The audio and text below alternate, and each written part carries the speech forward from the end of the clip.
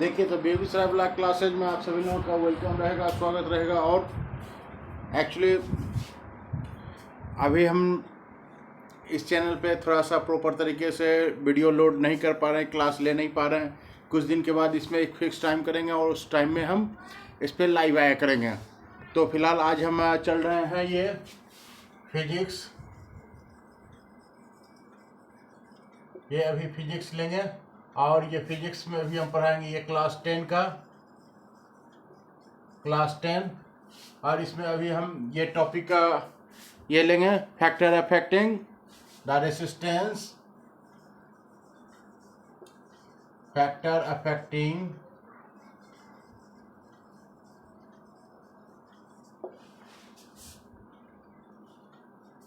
The resistance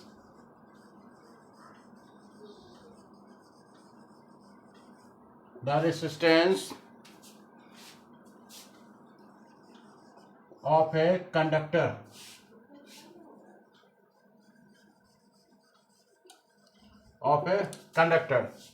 तो first ये topic है कि factor affecting the resistance of conductor. कहने का मतलब किसी भी कंडक्टर्स में रेसिस्टेंस कब इफेक्ट करता है, इसी के रिगार्डिंग हमको पढ़ना।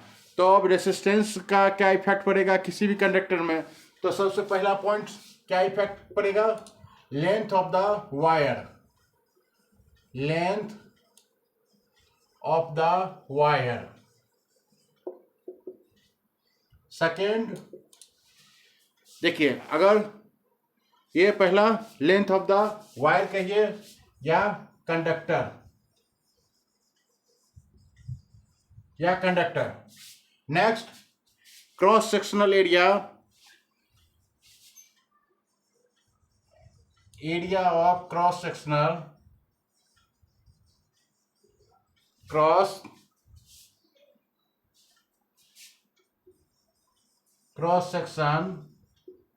ऑफ कंडक्टर,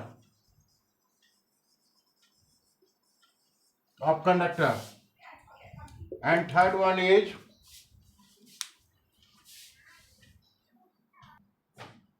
and देखिएगा third one is the nature of conductor,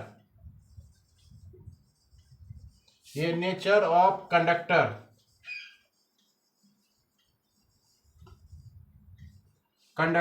and fourth number is the temperature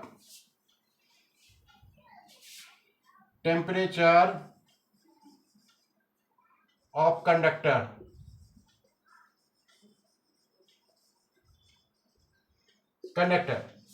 ये 4 पॉइंट बेसिकली हैं जो किसी भी कंडक्टर में रेसिस्टेंस को इफेक्ट करते हैं। First length of the wire या कंडक्टर कहिए, second area of cross section, area of cross section of a conductor, किसी भी कंडक्टर के क्रॉस सेक्शनल एरिया पे डिपेंड करता है। Third one is nature of the conductor and fourth one is temperature of the conductor. तो चलिए इसके regarding थोड़ा सा डिटेल से पढ़ते हैं और स्टेप बाय स्टेप इसमें आते हैं आगे।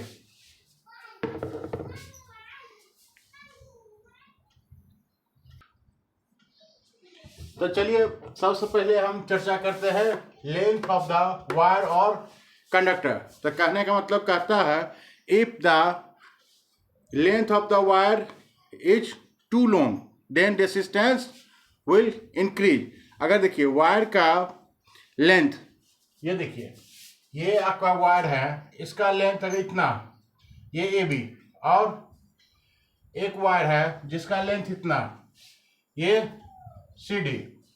तो कहते हैं कि अगर वायर का लेंथ जिस ज्यादा होगा तो उसमें रेसिस्टेंस भी ज्यादा होगा, और अगर वायर का लेंथ कम होगा तो उसमें रेसिस्टेंस भी उसका कम होगा। अब इसको देखिए समझने के लिए क्या कहता है इसमें, इस फिगर को थोड़ा सा मिटाने दीजिए। तो इसमें कहता है कि the resistance of the conductor is directly proportional to its length. the resistance of the conductor is directly proportional to its length, where R equal to resistance and L equal to length.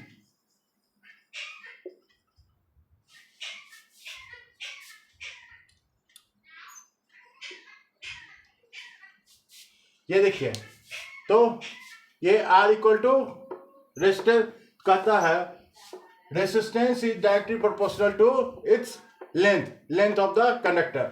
अगर इसमें कहने का मतलब ये हुआ कि अगर ये लेंथ ऑफ द वायर अगर बढ़ाते हैं, लेंथ ऑफ द वायर अगर डबल करते हैं तो ये रेसिस्टेंस भी हमारा डबल हो जाएगा, और अगर लेंथ ऑफ द वायर को अगर हाफ कर देते हैं तो हम उस कंडक्टर का रेसिस्टेंस भी क्या हो जाएगा, ये हाफ हो जाएगा।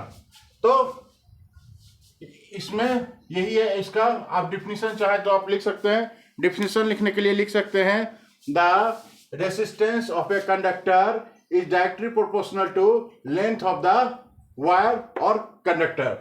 यहाँ ठीक है। नेक्स्ट हम चलते हैं, नेक्स्ट टॉपिक था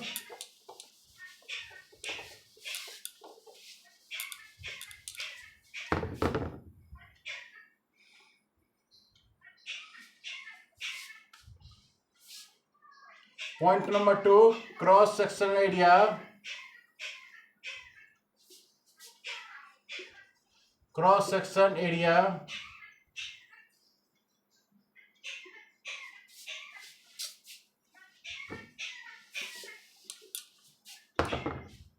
area of cross section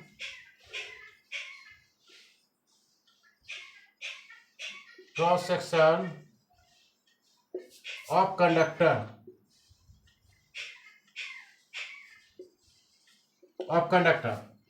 तो कहते हैं इसमें कि इसका देखिए एरिया ऑफ क्रॉस सेक्शन, अगर ये वायर है, ठीक है, ये देखिए ये वायर है, तो ये जो सेक्शन है ये यही हमारा ये क्रॉस सेक्शनल एरिया है, ठीक है। तो अब हमको क्या करना है, एरिया ऑफ द क्रॉस, इस सेक्शन पे देखना, यहाँ पे नहीं देखना, इधर ये इस सेक्शन पे देखना है। तो कहते हैं इसके रिगार्डिंग देखना, तो इसमें ये हो जाएंगे आपको, कहते हैं कि the resistance of the conductor is inversely proportional to the cross sectional area. Resistance is directly proportional to inverse of his cross sectional area। ये क्रॉस सेक्शनल एरिया का ये रेजिस्टेंस क्या होता है, डायरेक्टली इनवर्सली प्रोपोर्शनल होता है। Means to say that अगर ये रेजिस्टेंस डबल होगा तो क्रॉस सेक्शनल एरिया हाफ हो जाएगा, और अगर ये रेजिस्टेंस हाफ होगा तो ये cross sectional area just double हो जाएगा, ठीक है। तो डिपेंड करता है क्रॉस सेक्शनल एरिया पे कि ये वैल्यू इसका क्या होगा। तो क्रॉस सेक्शनल एरिया पे भी रेजिस्टेंस का वैल्यू डिपेंड करता है, ठीक है। तो इसमें अगर क्रॉस सेक्शनल एरिया अगर डबल हो जाएगा तो रेजिस्टेंस हाफ हो जाएगा, और क्रॉस सेक्शनल एरिया अगर हाफ हो जाएगा तो ये रेजिस्टेंस डबल हो जाएगा। तो यही इसके रिगार्डिंग देखना था। जैसे अब इसमें से थोड़ा सा समझिए कि वायर का अगर thickness of wire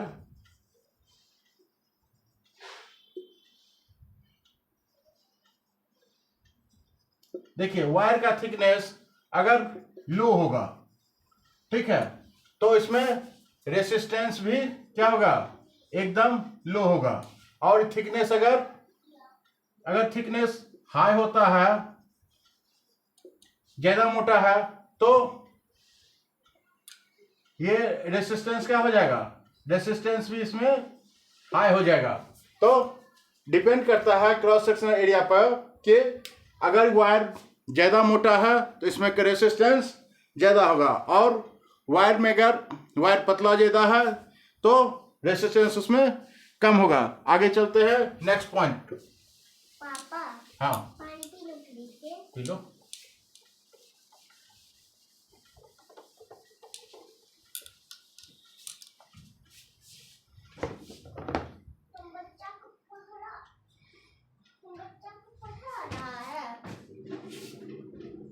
third point कहता है नेचर ऑफ मटेरियल।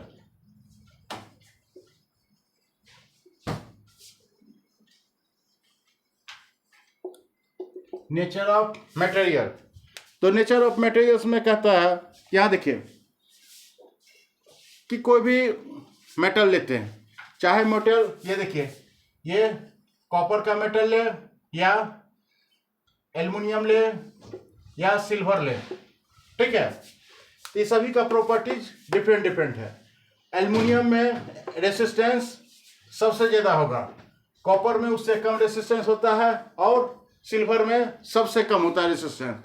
तो कहते हैं कि ये मेटल के मटेरियल्स के क्वालिटी पे भी निर्भर करता है, जो कौन सा हम मेटल ले रहे हैं और उसका नेचर्स क्या है, उसकी प्रॉपर्टीज क्या है, उस मेटल के प्रॉपर्टीज के रिगार्डिंग हमको उसमें रेसिस्टेंस डिपेंड करता है। फॉर एन एग्जांपल देखिए, कॉपर में रेसिस्टेंस कम होगा, ये एल्युमिनियम वायर के रिगार्डिंग। एल्युमिनियम को वायर लेते हैं तो उसमें करंट का लॉसेज ज़्यादा होगा क्योंकि इसमें रेसिस्टेंस ज़्यादा है, और कॉपर में रेसिस्टेंस कम है तो इसमें ये रेसिस्टेंस कम होने की वजह से करंट ज़्यादा इसमें से पास करेगा। तो ये वायर, कॉपर का वायर गर्म ज़्यादा नहीं होगा, एल्युमिनियम का वायर बहुत जल्दी हीट कर जाएगा। नेक्स्ट हम आते हैं फोर्थ नंबर पॉइंट पे। यहाँ तक तो आप लोगों को क्लियर होगा, कोई डाउट होगा तो कमेंट में जरूर बताइएगा, फिर से हम बता देंगे। Fourth number point, effect of temperature.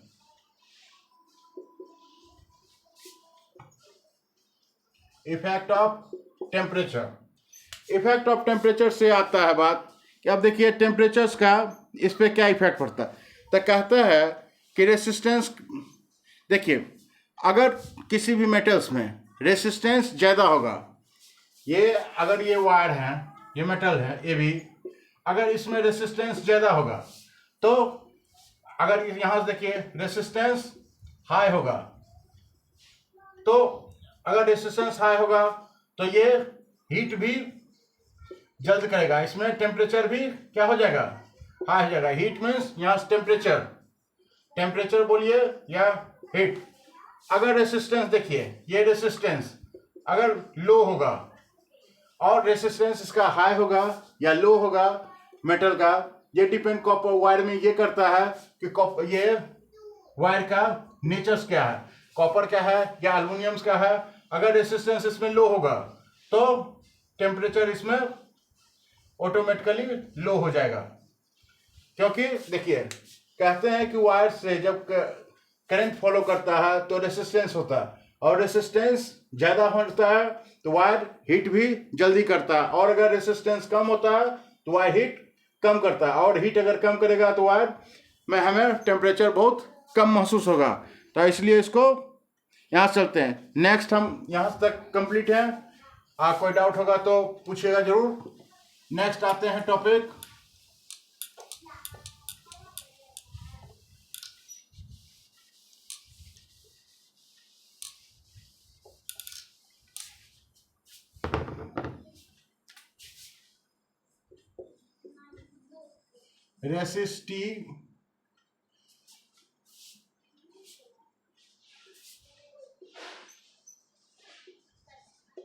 Resistivity.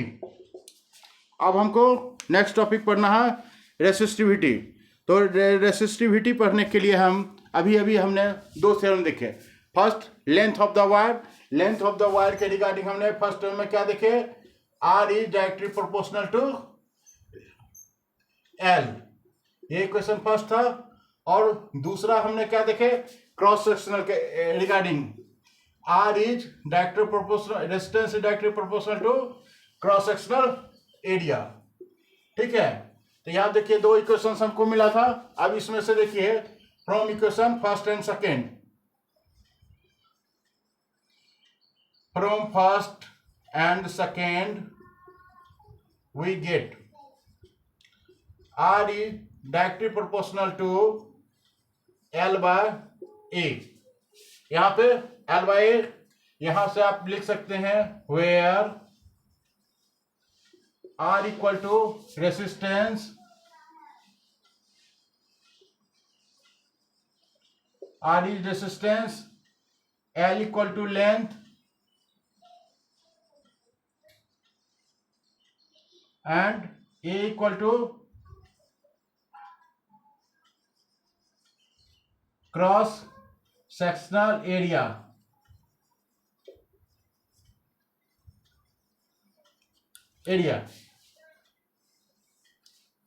अब यहां से हम इसको लिख सकते हैं आर इक्वल टू ये रो एल बाय ए। अब यहां से रो को लिख सकते हैं where rho equal to resistivity.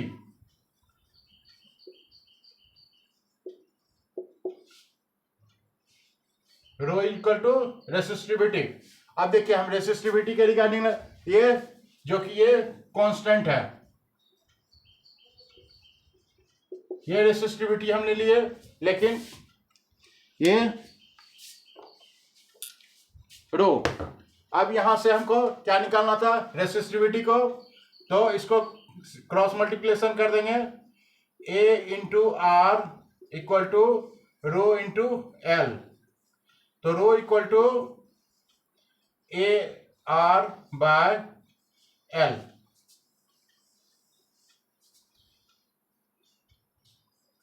ये देखिए resistivity equal to cross sectional area into resistance by length of the conducting wire. तो किसी का अगर रेसिस्टिविटी हमको निकालने के लिए कह दिया जाए तो उसके रिगार्डिंग हमको इसी को यूज करना है। नेक्स्ट देखिए इसके रिगार्डिंग एक न्यूमेरिकल्स भी आप लोगों को पूछता है। अब देखिए न्यूमेरिकल्स में आपको क्या रहेगा, थोड़ा सा इस पे ध्यान दीजिएगा। अब आपके पास अगर क्रॉस सेक्शनल एरिया ए का वैल्यू आपको दिए हुए है ये 30 सेंटीमीटर स्क्वायर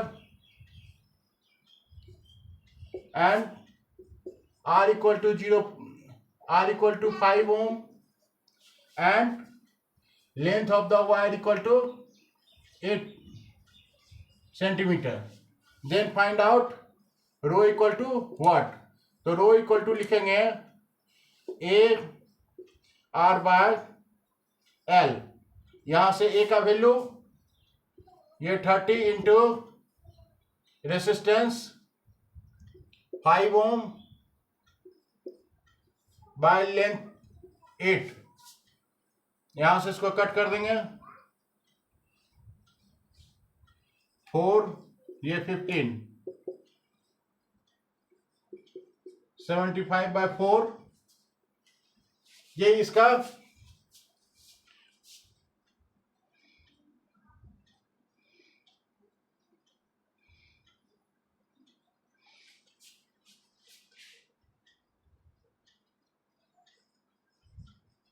ओम सेंटीमीटर। ठीक है, ऐसे इसका कैलकुलेशन निकालते हैं। अब अगर इसको एक टॉपिक और आगे चलते हैं।